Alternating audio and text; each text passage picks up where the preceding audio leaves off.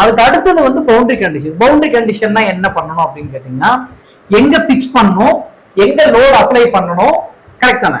எந்த இடத்துல பிக்ஸ் பண்ணணும், எந்த இடத்துல லோட் அப்ளை பண்ணணும், அப்படி லோட் அப்ளை பண்ணணும், எவ்வளவு லோட் அப்ளை பண்ணணும், reaction forces at a point A, reaction forces at a point B, total load at the midpoint அல்லது at CG.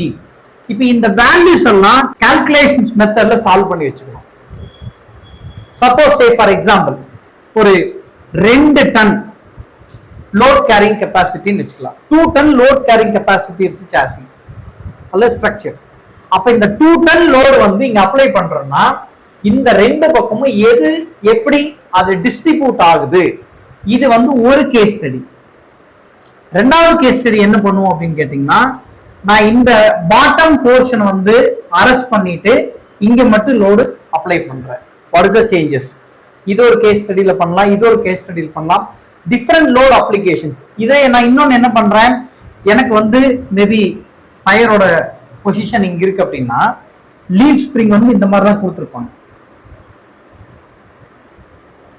கரெக்ட் தானே? அப்ப 2 ஹிஞ்ச் பாயிண்ட் இருக்கும், 2 ஹிஞ்ச் பாயிண்ட் இருக்கும். அப்ப நான் லோட் அப்ளை பண்றோம், அங்க தெரியுது பாத்தீங்களா 2 ஹிஞ்ச் பாயிண்ட். இங்க 2 ஹிஞ்ச் பாயிண்ட் இருக்கு, இந்த இடத்துல 2 இருக்கு, அதே மாதிரி அந்த சைடு இருக்கு. கரெக்ட் தானே? அப்போ நான் லோட் அப்ளை பண்ற போது எப்படி அப்ளை பண்ணணும் அப்படின்னு கேட்டீங்கன்னா, திஸ் இஸ் டயர், இந்த இடத்துல லீஃப் ஸ்ப்ரிங் வந்து இப்படி வருது.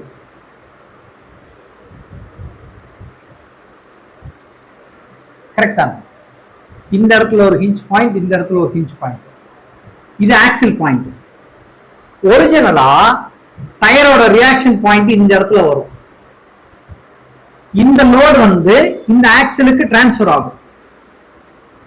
ஆக்சில் இருந்து இந்த லீஃப் ஸ்ப்ரிங் மூலமா ரெண்டு பக்கமும் டிரான்ஸ்ஃபர் ஆகும். கரெக்ட் தானே? அப்ப நான் லோட் அப்ளை பண்ற போது டைரக்டா இந்த பாயிண்ட்லயும் லோட் அப்ளை பண்ணலாம், அல்லது டைரக்டா இந்த ஆக்சில் பாயிண்ட் யூஸ் பண்ணி லோட் அப்ளை பண்ணலாம்.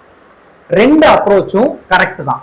பட் நான் இங்க டைரக்டா அப்ளை பண்ணணும்னா ரியாக்ஷன் ஃபோர்ஸ் கண்டுபிடிச்சிட்டு அதை டிவைடட் பை 2 போடணும். அப்பதான் ரெண்டு பக்கம் அப்ளை பண்ண முடியும். கரெக்டா இல்லையா?